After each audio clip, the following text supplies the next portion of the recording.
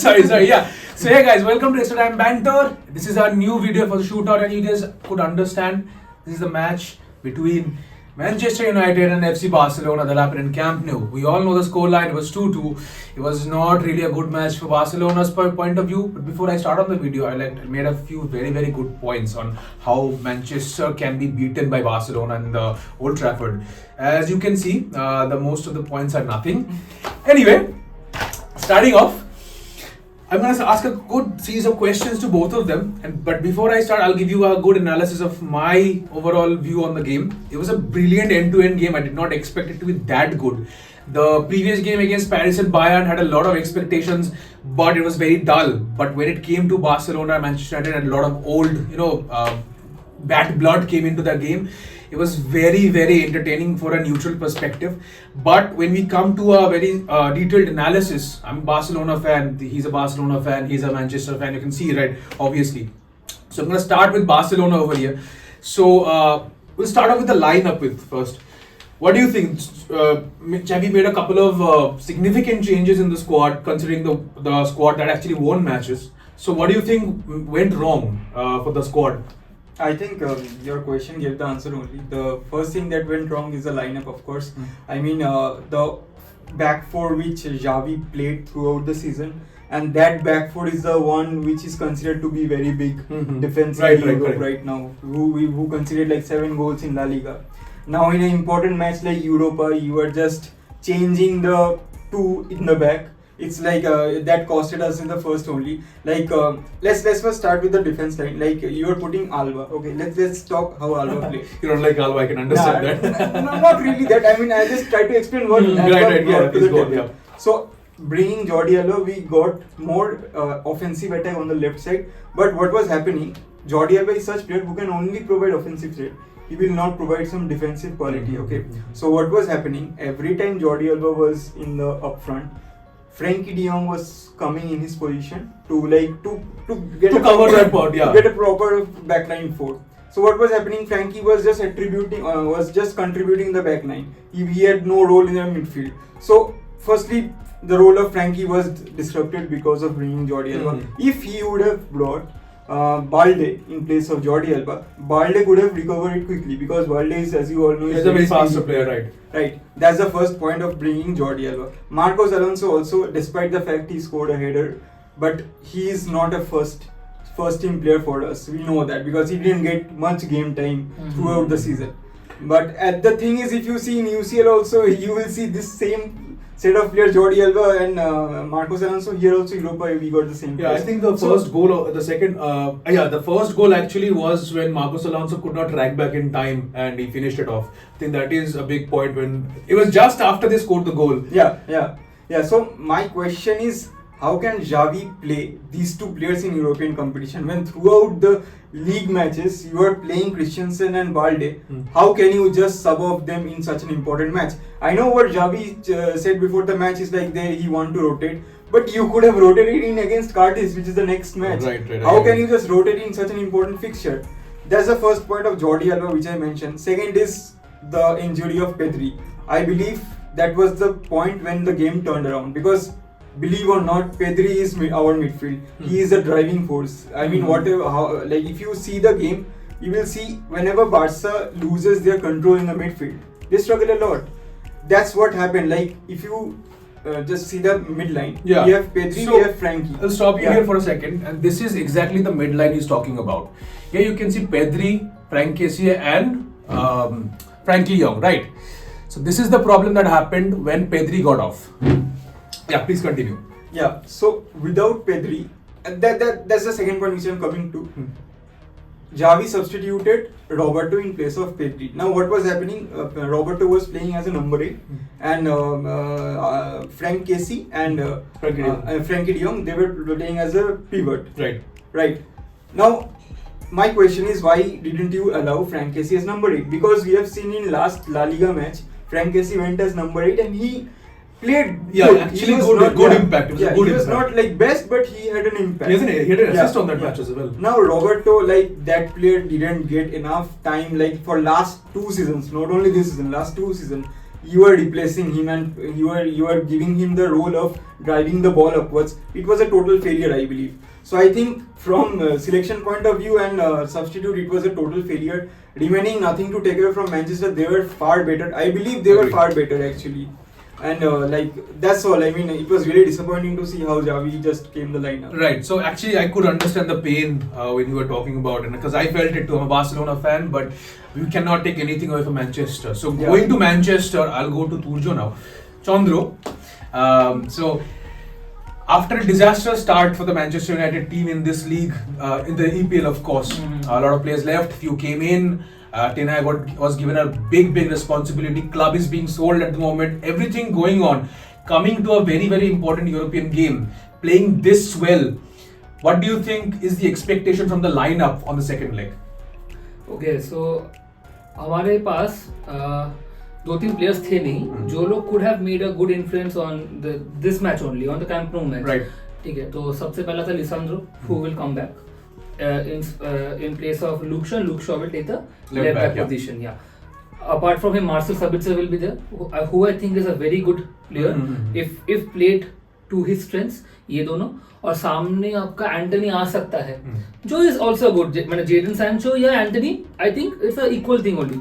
सो ये लोग इफेक्ट कर सकते हैं. एंड मैं थोड़ा सा पहले का बोलना चाहूँगा कैंप नो में. I must say one thing, like I don't watch a lot of Barcelona matches.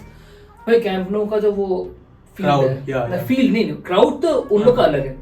जो फील्ड, इतना बड़ा फील्ड है जो कि प्रॉपर कैमरा में भी फिट नहीं होता, इतना बड़ा फील्ड है. वहां पे मतलब उस जगह पे बार्सिलोना को रोकना, क्योंकि बार्सिलोना वहां पे उनका ताकत है, वो the crowd is there, 12th man is there, वहां पे रोकना was so difficult. And I am really proud of my team है कि उतने बड़े फील्ड पे ट्रैक बैक करना, रोकना बार्सिलोना को. क्योंकि like you said, Pedri is the heart of the Barcelona midfield.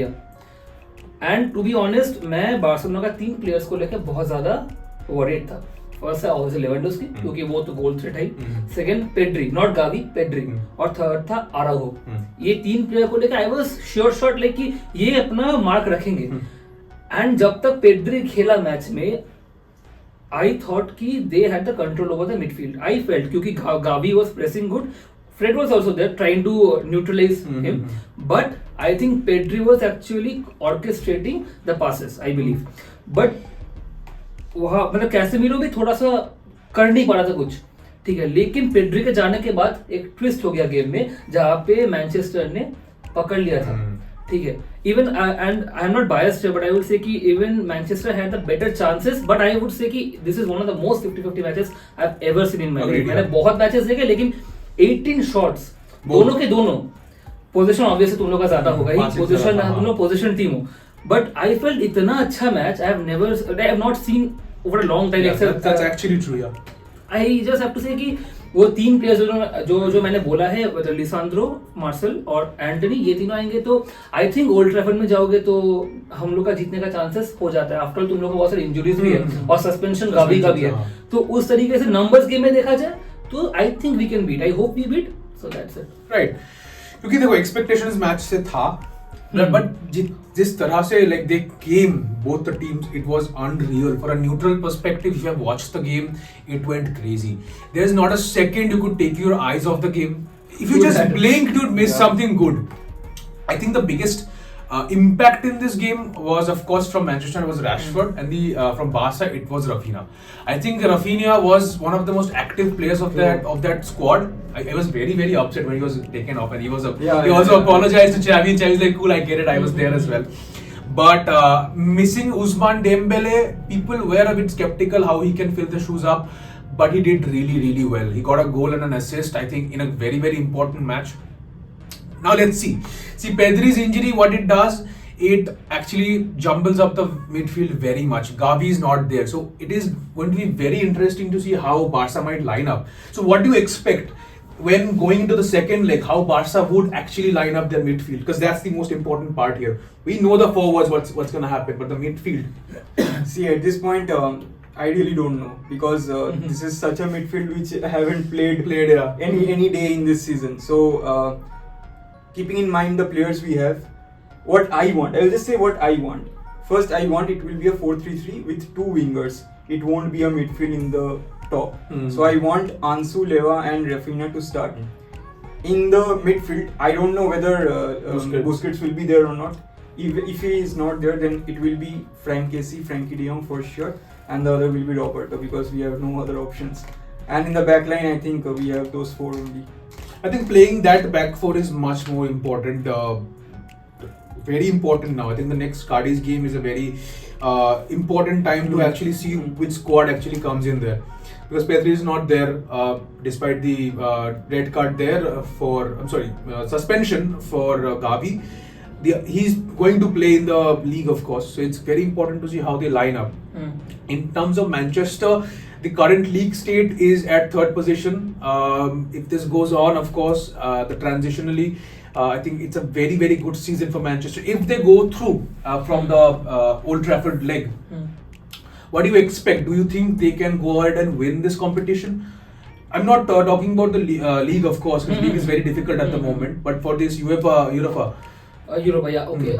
I think Barcelona, the number one team of La Liga. If we beat, I think we have a good chance. I don't really remember the teams here, but if there's Arsenal, there's Ajax, there's a lot of good teams this season. So I think they will somehow eliminate each other out, and I think we can go ahead. I think a semi-final is not a bad position for United unless and until some other injuries happen. So I think they can go up to a semi-final at least. I at least expect them to go to a semi-final if the injury problems don't come later in the season. Right. So I think that would be the expectation for me. Yeah. So we got very, very important points from both our panelists here. But I think I do yes, want to say something it's just a point which I want to mention. So suppose by chance Xavi proves himself in the next match, trust me, he deserves a big respect, because it is never easy to face Manchester in the OT. He knows that. I mean, we know that. We have faced them before. Yes. Come on, they are in a fire mode right now. So it will be very difficult. I kind of understand your point. But I think it will be a good match to watch, because trust me, I would love that match. I love the match in Camp Nou, and I would love the match in Old Trafford. Also, I would just want to bring one thing into the fray. I would also want your answer to this.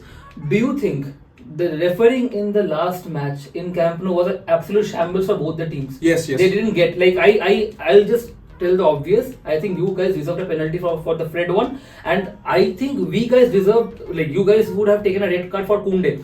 for the Rashford push, yes. And apart from that, there were some small challenges from both sides which were not given, and I feel like it's such an elite competition. Exactly, what the hell is happening with the refereeing situation? The refereeing was a bit questionable here, considering the penalty, as both correct points you mentioned. So I don't know what happened there or how it's gonna go on, but what we can understand here is the second leg is gonna be fired up, because my two friends here are very fired up. So with that, we're gonna end this video.